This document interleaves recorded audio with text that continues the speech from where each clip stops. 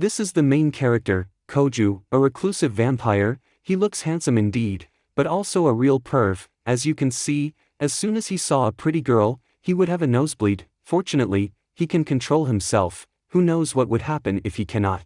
Koju, an ordinary high school boy, with always first rank in his class, first rank from the bottom. He often goes to his friend's workplace to borrow her notebook in the afternoon. Today is not a lucky day. He runs out of money, even it's not the end of the month yet. What he's gonna do for lunch tomorrow. On his way back home, Koju noticed there's someone has been following him. He wonders who would it be and why she keeps following him.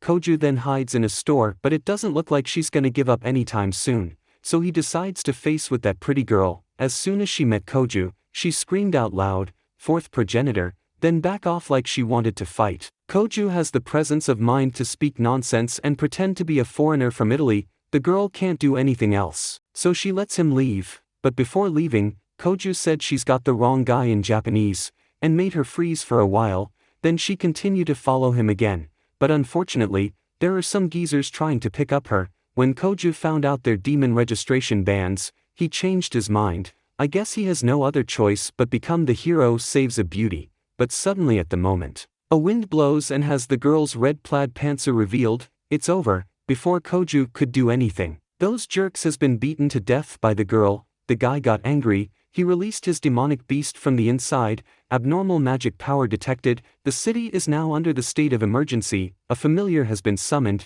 The jerk thought he would repay the humiliation, but he didn't expect that his familiar was taken out in just one blow. When she intends to end the fight, Koju came to stop her and tell the geezer to take this as a lesson not to hit on junior high school girls ever again. Then he told the girl that she went way too far and that trying to kill someone just because he saw her panties is way out of line.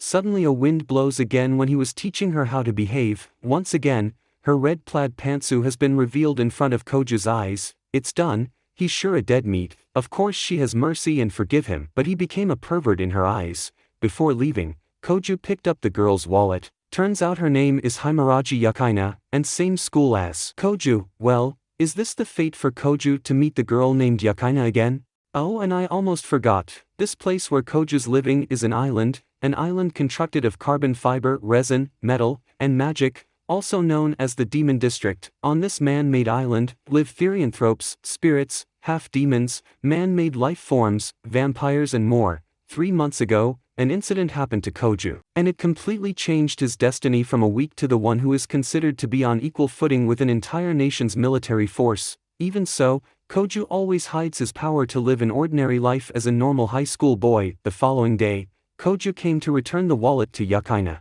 but it seems she didn't come to school today.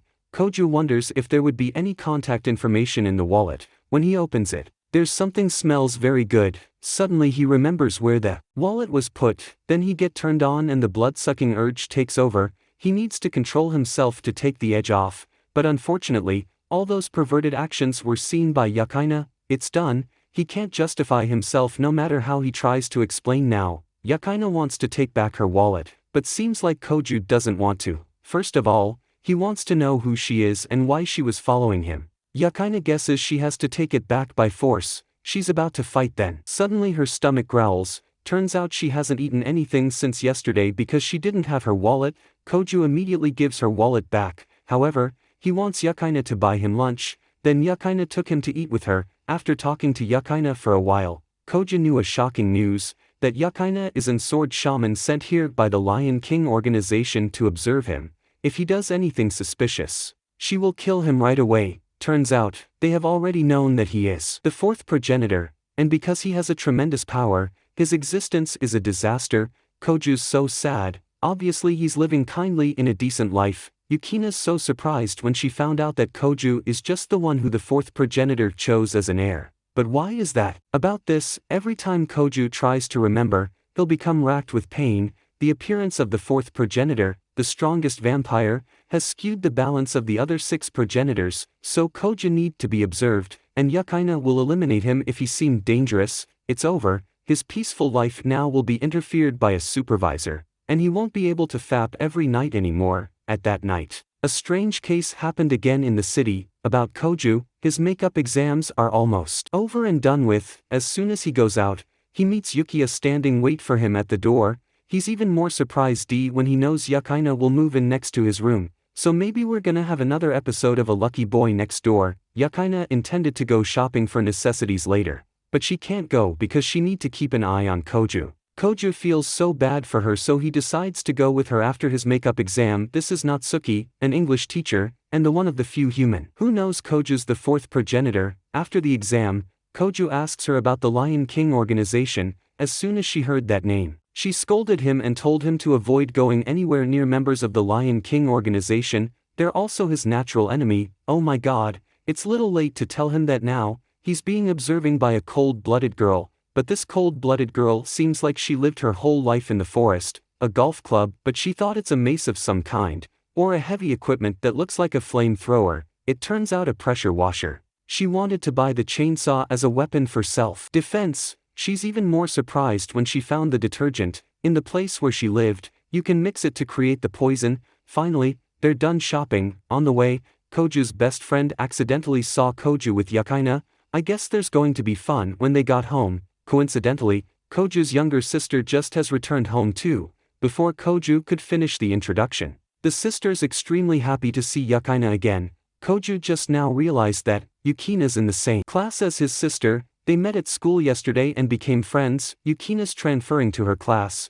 Nagisa then decides to have a welcoming party for Yakaina, while Koju is gonna do his homework, and it's a shame that a junior high schooler is helping him with his homework. So pathetic. During the conversation, Koju tells Yakaina about his glorious past, that he was a handsome boy, loved by everyone, became a selected MVP in his basketball team, and that he got cocky, but then he realized the truth that he couldn't do anything on his own, and before he knew it, it was too late. He was alone on his own team, so when he became the fourth progenitor, he decided to hide his true form and tried to live as an ordinary human. He didn't want this power to lose his friends. After listening to Koju's story, Yakaina has changed her opinion of him a little. Turns out behind a perv is a man of honor. After the party, Koju decides to go to the convenience store to get something to drink. As soon as he opened the door, big and round boobs show up in front of him. Turns out when Yakaina heard that Koju was going to go out, she immediately jumped out of the bath to run out here and got ready to observe Koju. He has no choice but to let her go with, but she has to dry her hair first, so Koju promised not to run and wait for her on the way to the convenience store. Yukina's so excited with the crane game. This is her first time to see it. Sounds a bit like a peasant, but it's true that because she lived in the high god forest since she was a child, she seems to like it very much, so Koju decides to show off a little. Standing next to a pretty girl, his power is doubled. He got the cat doll with just one try, but unfortunately, his teacher suddenly shows up and asks them what they were doing at this hour. He'll sure be dead if she knows it's him. But then suddenly there's a loud explosion from afar. And when the teacher wasn't paying attention, Koju took Yakaina to run away. He and Yakaina then finds out there's a damn big familiar in the fire.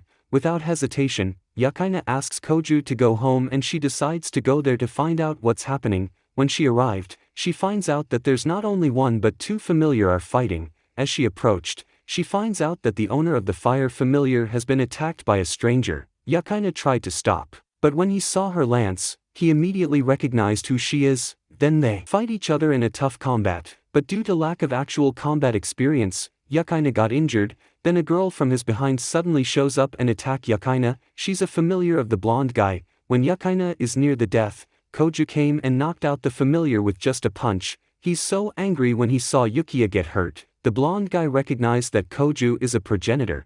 Koju then gives him a chance to leave, but obviously, he doesn't want to. Koju then fights with his familiar and gets hurt. That wound has awakened the terrible hidden power inside his body. Realized that the situation now doesn't look good, the blonde guy quickly retreated. Alright, the length of the video is quite long already, so part 1 will end here. See you in the next videos.